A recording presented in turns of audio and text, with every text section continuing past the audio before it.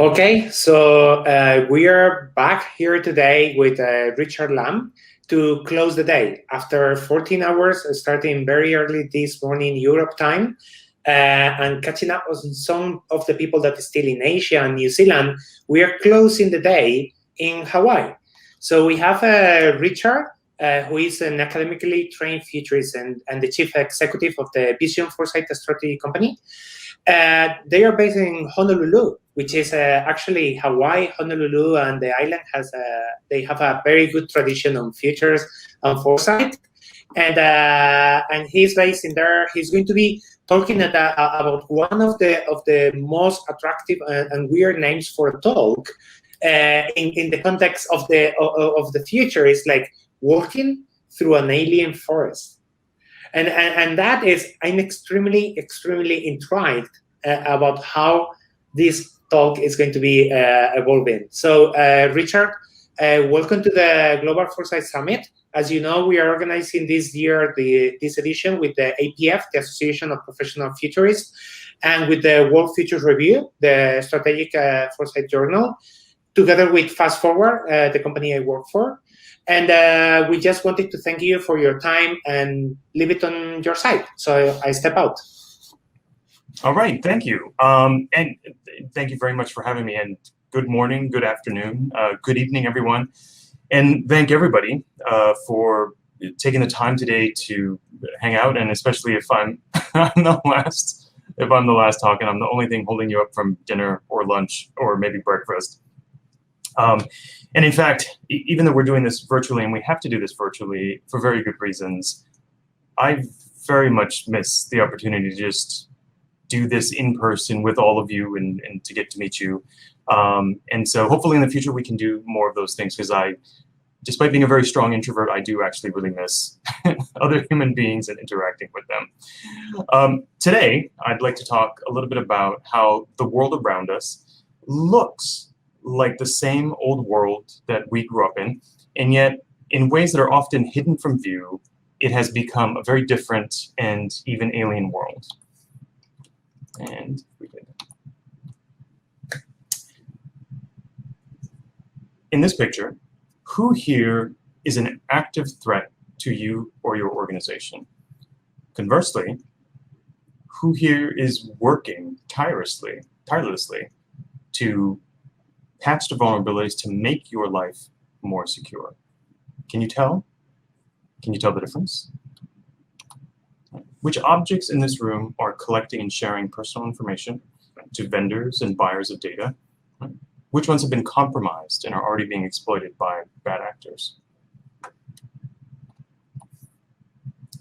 Would you be able to say how many machines, software programs, algorithms, bots, are monitoring, assessing, interacting, and communicating all across this space right now?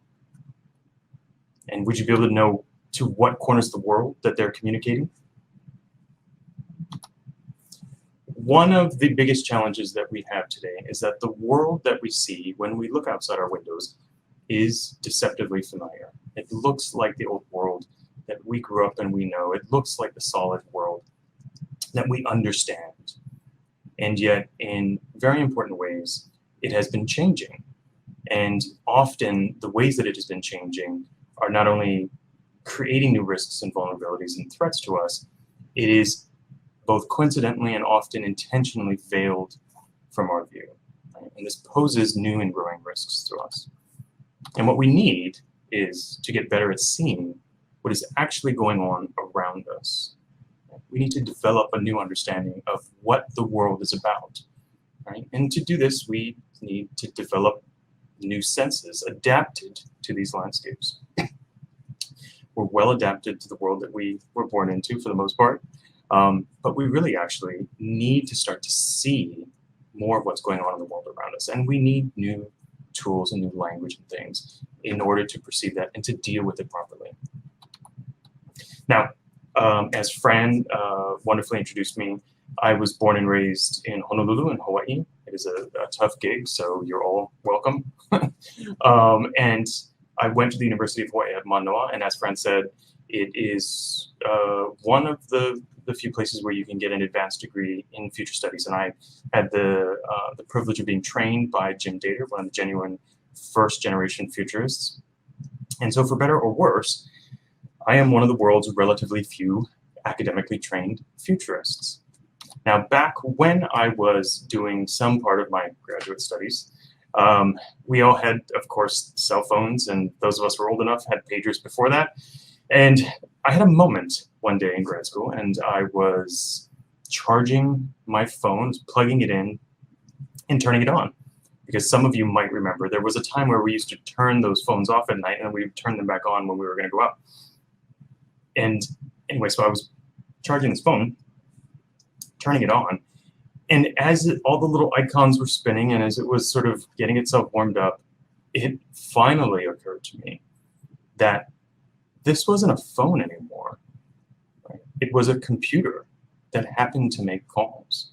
Now, at some point, I had cell phones that were really just phones, right? They had more in common with a telephone, but this device had more in common, of course, with the desktop on my desk, right? And it was this aha moment about this thing that looked completely normal, and I thought about it in these old terms, was in fact different.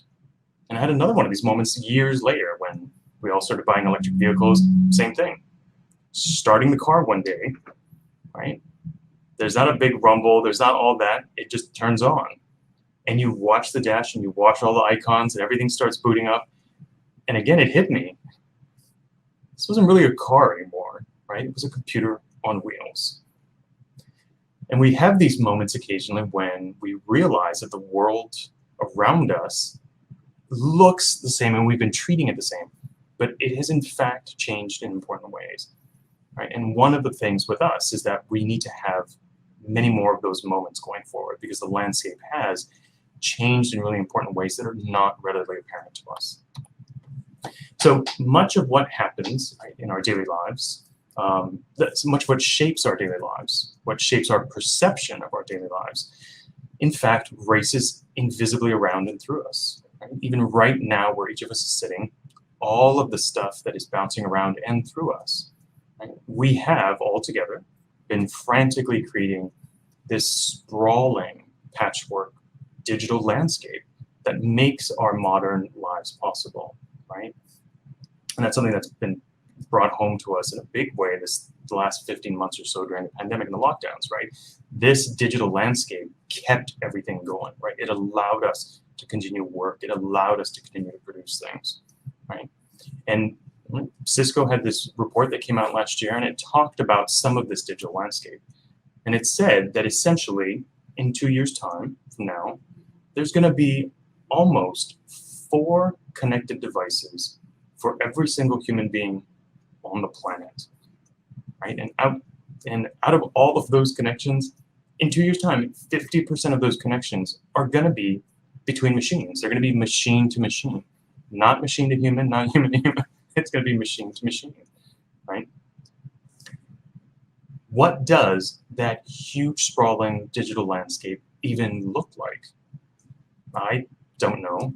Right? I can't see it. I can't hear it. I can't touch it, but it's there. And these programs, all of these soft machines, as I like to call them, right?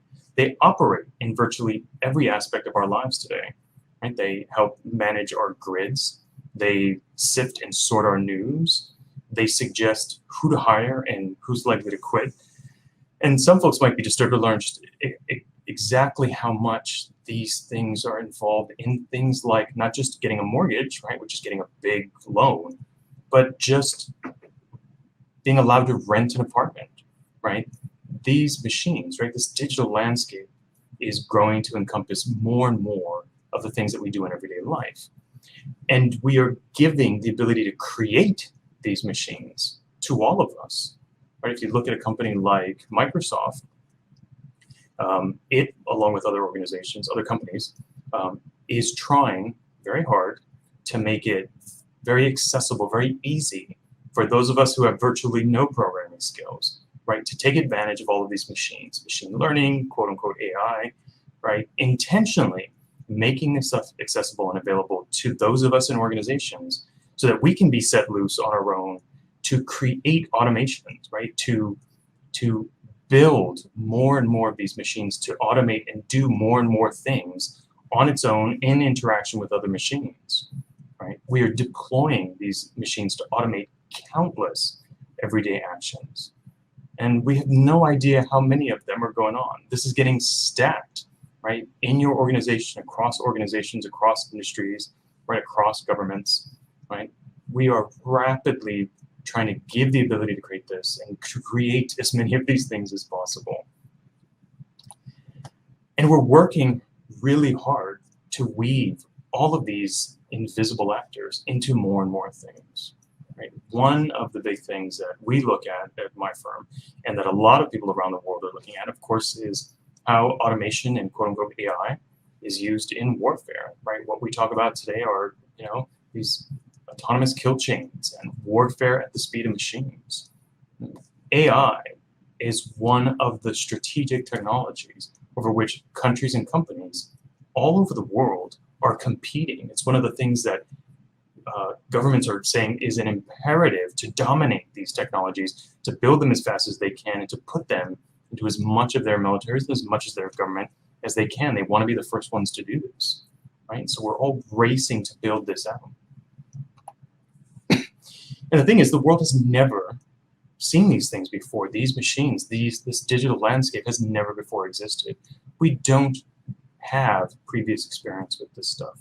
We're trying to find analogies, right? But none of them are yet really spot on. Right? The world has never seen this before.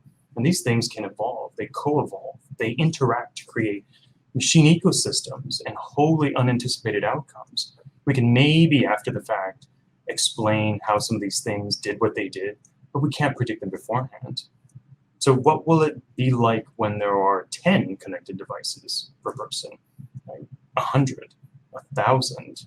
Right? What happens when 80% of all the connections in the world are between machines, right? And this vast sprawling set of ecosystems that we don't see and to which is genuinely alien to us. We don't exist really in that realm. Now, the digital landscape is invisible and it's obviously novel. The physical landscape, right, in comparison, the built landscape is comfortingly familiar. And yet this landscape too has been changing, right, in important ways. And with what we could probably say is an almost reckless disregard for forethought, right, we've been frantically weaving the digital landscape into the physical, right? We've been trying to give it more ability to carry out actions and to have an impact in the physical world around us. Now, one of the big things that we look at when we're looking at that built environment, that physical environment around us, right, is surveillance. That's a big topic today. And surveillance per se is not new, not at all. But the breadth and depth of how the built environment is employed today to sense and respond to us is sometimes staggering. Right? We can look at how we're building some of these systems from two angles. Right? We can look at the top-down approach to some of these things. Right? China is, of course, the perfect example of this. What I would call societal surveillance systems, what the Chinese Communist Party has called social stability techniques, right? They are trying to build their environment, right, with the ability to surveil and monitor, right, and with their social credit system to actually interact to prevent, right, to allow or to prevent actions of their citizens. And of course, in the, folks in the West, and particularly in the US, like to think of ourselves as removed from that kind of stuff. And yet, even in our part of the world, we're approaching some of these same things, right? The desire for control is in most people. And so We all get drawn into whether or not we can build some of these things, even if we mean it for good. And in the US, we're approaching this more from a bottom-up, unintentional standpoint, right? Stitching together societal surveillance systems that are collections and interactions of lots of different little systems, right? All of the little security cams and webcams that you put in place at home for security, right? Every device you carry, your car, all of these things are being used right now, right, for surveillance and monitoring. And what you're looking at is how these things are being connected to the ability to take action, right? Not that it's just spitting out a report for some bureaucrat, right? But trying to move to this place where the physical environment responds on its own. Right? And we can see some of this stuff, right? The most apparent stuff is when we're looking at things like logistics, supply chain, right? Manufacturing. We are trying to build inventory that moves itself, right? Cars that park themselves, ships that unload themselves, and boats that, drive themselves, all of that stuff, right? We're trying to automate, right, and make autonomous and predictive all the elements of these supply chains, right? And the point being, right, that all of this stuff is being done because we are trying to make the built hard environment be able to do more things, right? To be able to create more effects, to take more action. And frankly, if we could, we would probably make trash cans that empty themselves. That would be something I would buy. So when we're looking out on the world, right, one of the things is, as we're looking at it, we can no longer know exactly what this landscape is capable of. Right? We don't really know what it's doing. Right? And increasingly, we don't know how it's going to respond to it, what parts of it can respond to us. And again, not just report on us, but respond to us. Right? In the scene, what thing in this scene is a drone or surveillance device? Right? What thing in here is listening to anybody? Right? Is it the car? Is it the bicycle? Is it the trash can? Right? Which of the things in this scene is going to take action for you? Right? Which of them are going to take action against you? Increasingly, it's difficult to anticipate and understand that. Right? And when we look forward and we're trying to do our futures thing, right? When we're trying to develop foresight around this stuff, right? You're looking at the evolution from, what we thought of as smart cities to, interacting with societal surveillance systems and, social credit systems and all these other things. And imagine, right, in the future, somebody deciding, hey, I want to build my city. I want my city to have an immune system. Maybe it starts off because they want to be able to literally defend against others, invaders. But maybe it's an immune system that learns to reject certain people, certain groups. What about an immune city for a city, or immune system for a city, right, that is capable of rejecting an idea, right? So you're looking at all this stuff. And I think third and finally, we are back to living in a world in which many actors have the ability and the desire to reshape the world. States, extremist organizations, advocacy groups, social movements, galvanized individuals, right? What we are seeing in the world, partly through many of the tools and the changes in the landscape that we've just been talking about, they have the ability, right, to pursue change in the world, and they want to, right? It's not just governments like China or Russia or Iran or other places, big powers, traditionally speaking, that want to change regional or global order. Actors of all types and sizes, right, are able and are trying to pursue this up to drive change in the world, right?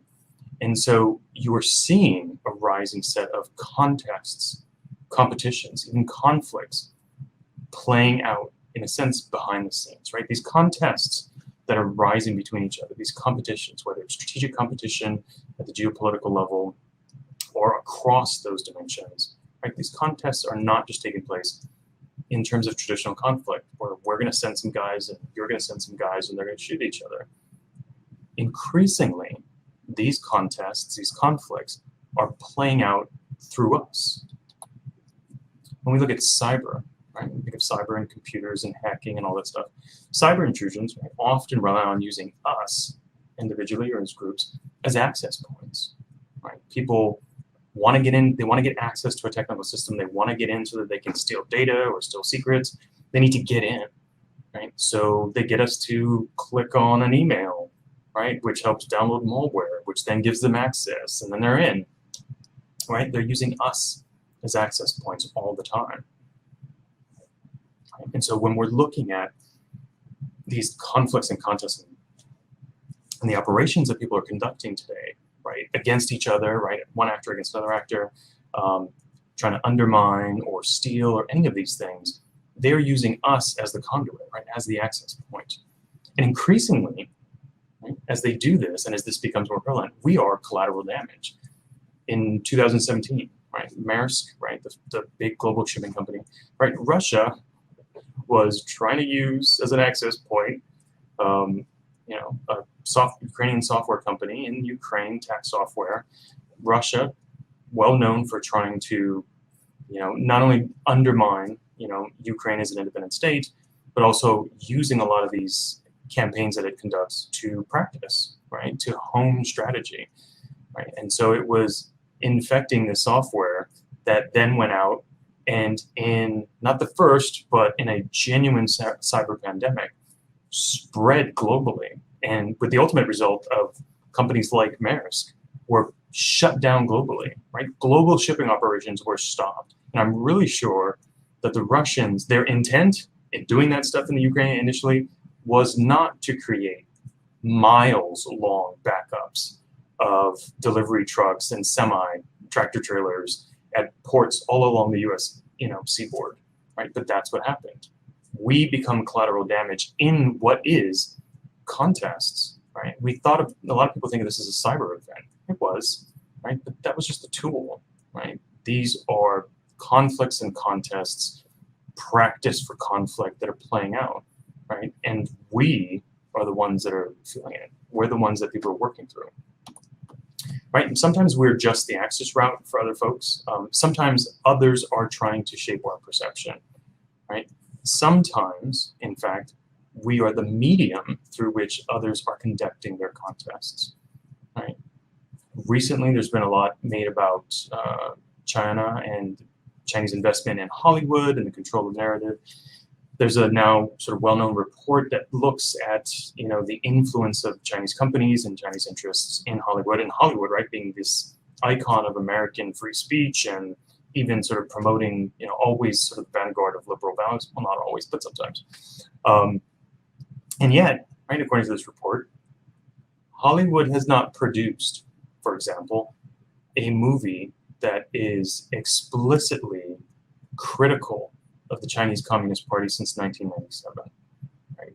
And when you consider the fact that we now say in the US that we are in strategic competition with the Chinese Communist Party, right, over the future of the world order and the liberal world order, it's interesting that you don't see this front and center, right? During the Cold War, we had a field day with narrative and fighting over propaganda and campaigns for how people think about this stuff with the Soviet Union. We had no problem doing that. And yet, oddly enough, today, with China, you don't see that. You're starting to now, right? But you haven't seen that for a long time. Increasingly, people are working through us. They're trying to shape, right, our perception of the world around us, and thus our opinions, and ultimately our actions. And sometimes that's just to get us to do something, and other times it's because they are waging contests through us. Right?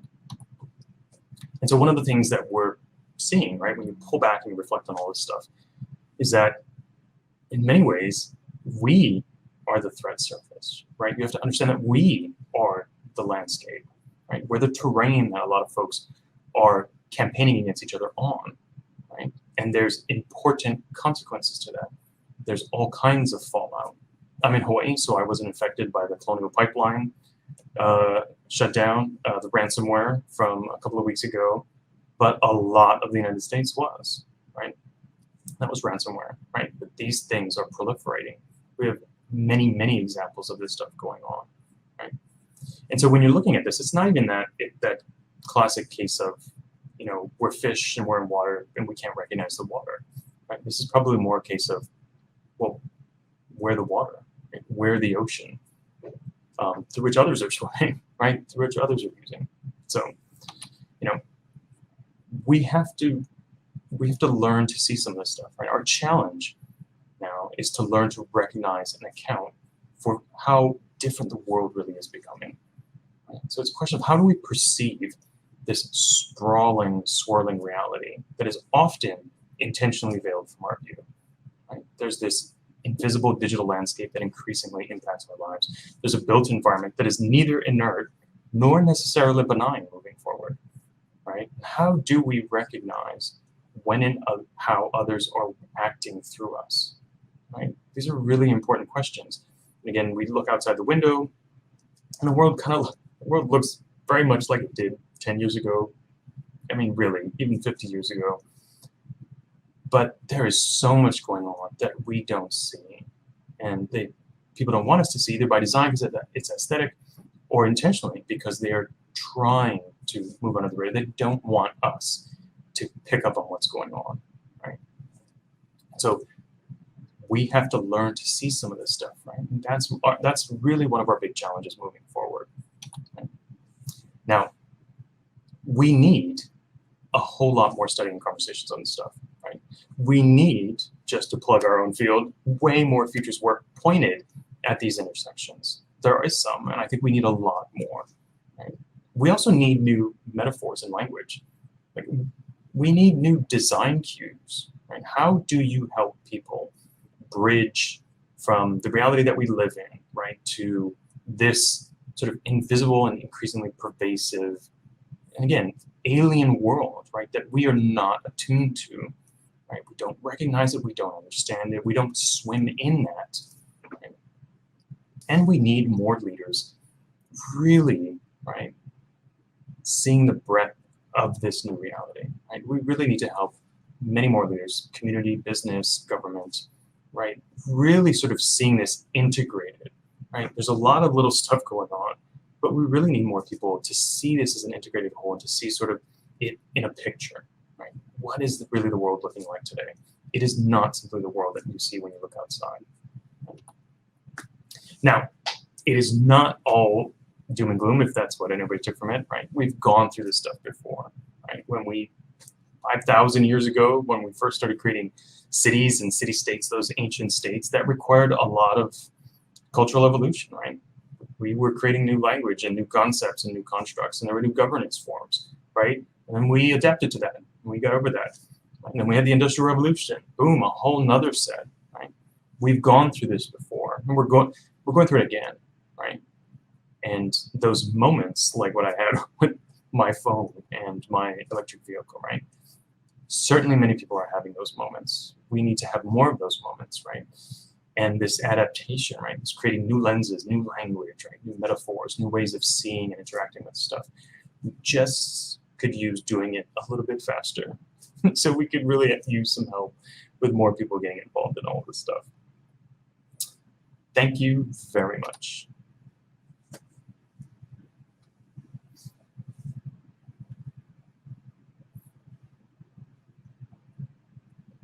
Can I just sip coffee? Hello, Richard. Hi, Fred. How are you? It's Miguel. This is Miguel. We switched the turn. I'm sorry. No, don't worry. We've been going in and out during the whole day. So you have a couple of questions here in the chat. So maybe you want to have a look into them and see how you can continue. Like toilets that flush themselves. I didn't talk about that, but yes, they are kind of creepy. Okay, so you just want me to jump in and pick questions? How can I prove that I am not a bot? Well, we have scan hits, as you've probably already seen, that would suggest it'll be a little bit difficult because they're getting better at actually putting somebody on screen that might look like me and not be me. Okay, so let me just try and grab some. Lisa Witt said, fascinating, Richard. Thank you. Question: in your experience, do you or those in your organization tend to advocate or endorse any particular ethical or moral philosophy? And she goes on to say, I'm not advocating one. I'm curious if a particular approach tends to bubble to the surface in your dialogue.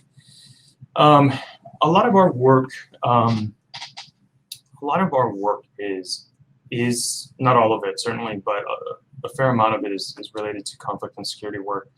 And in terms of I don't know that I would say I don't know that we tend to advocate an ethical or moral philosophy, but certainly in terms of maybe broad values, one of the things that I think is true and is an important message today. So within the firm, we talk about it and echo it within the firm, and that is, we can no longer assume that the future is going to be open and free, and I would like it to be open and free.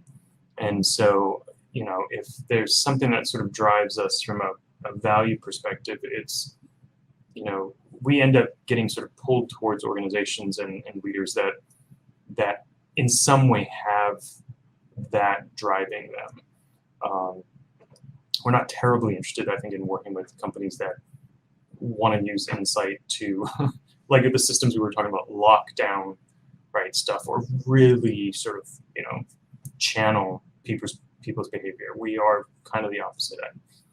If you had to take a stab at it, it's probably a much more traditional, small L, liberal, kind of Scottish liberal, take on the world.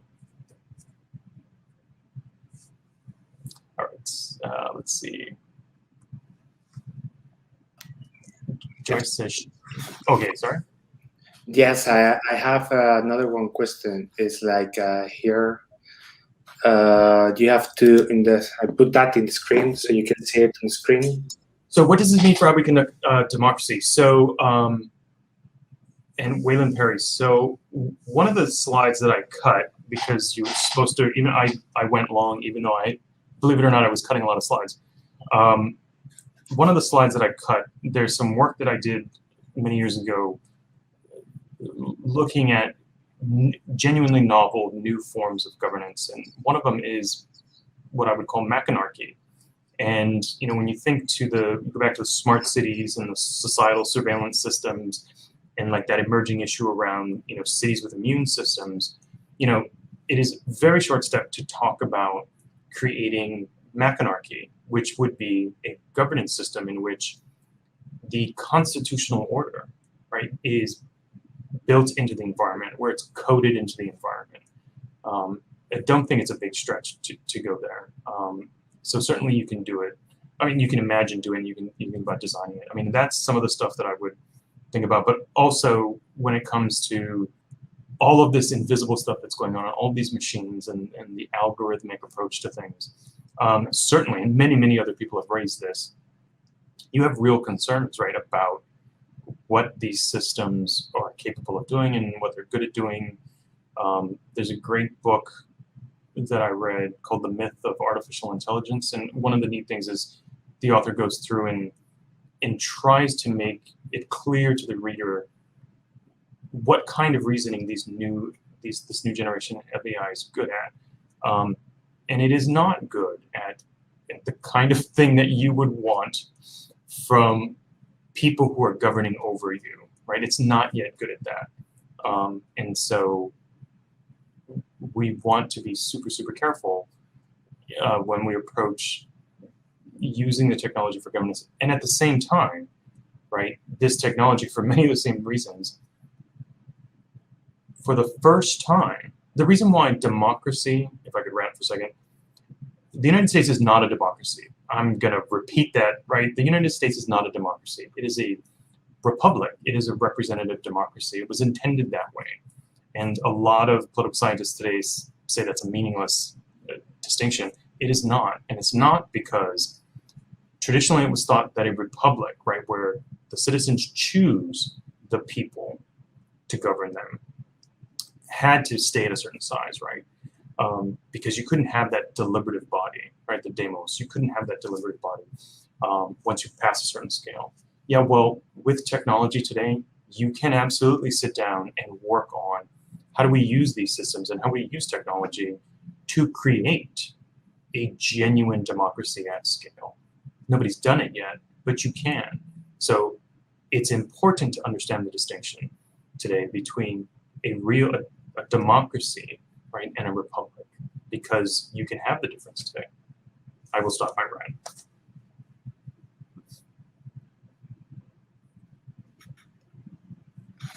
Okay, Richard. So I think we don't have any other question, but your talk make me remember a book I read around 2008 or 7, something like that, that was called A Smart World by Richard Ogle. And Richard Ogle was talking about how we were embedding knowledge into object. At the beginning, it was we embedded strength in a hammer, then we embedded in a button. Now we have digital things that are not a button anymore, but the knowledge and the smartness is embedded in there. And how we forget that all those things are extensions of us and our knowledge. And it's very, very aligned to what you are actually proposing. It's like we are embedding knowledge, and that knowledge, we are forgetting about how to manage that and who is managing that and how it's taking its own life. You don't even know the knowledge is embedded or the smartness is embedded again. There's another dimension to exactly that, and I forget the author, but there's a term called deep democratization, and the idea, as I recall, is that systems of technology, right? Technological systems are really not value free, right? And so, when people were trying to figure out how do we use social media, how could you use Twitter and Facebook, for democracy? Well, neither of those two platforms, as examples, were built with democracy, with the demos governing itself in mind, right? So you're always trying to repurpose something, and it's never really great. And the idea is, if you want to use technology to produce some outcome, you have to have that in mind when you architect it, right? And so if we want to go back to the democracy thing, right? If we want real democracy, right? The demos as a deliberative body together governing itself, you have to design with that as the criteria, right? You don't grab, hey, let's grab mobile phones and let's do mobile apps. Maybe that works, but you kind of want to start from scratch and go, okay, right? So that the system, the architecture is imbued, right, with those design principles. That is awesome, because it talks always about intentionally thinking about what you want to achieve. And we most of the time don't do that. Right, and most of us who, most of the folks who created what went on to be these huge, deeply important technological platforms, they were not setting out to do a lot of these things that we are all advocating for today, right? They were designed to sell books. They were designed to attract eyeballs and generate clicks, right? That's not what a lot of us actually care about as we look forward. Yeah, that it's a really fascinating talk, Richard. Is like the last one you said, is like the things you value versus your values is completely different, but we tend to mix them. We don't even know for sure which is in each of the boxes, but super fascinating. And I'm very sad to close the day, but look at my light. I don't have any more light, so it's like we are going to be back again in a little bit less than let me check, 10 hours. So it's actually now 9 hours and a half, enough time to get some dinner, some sleep, and we are back here. So everyone else, we hope to see you again tomorrow. And Richard, thank you very much for joining us today from sunny Hawaii. Hope it's sunny over there already. It is, and thank you very much for giving me this privilege. No, it's an honor from our side, and thank you very much. Thank you, everyone, and see you all again tomorrow. Bye-bye.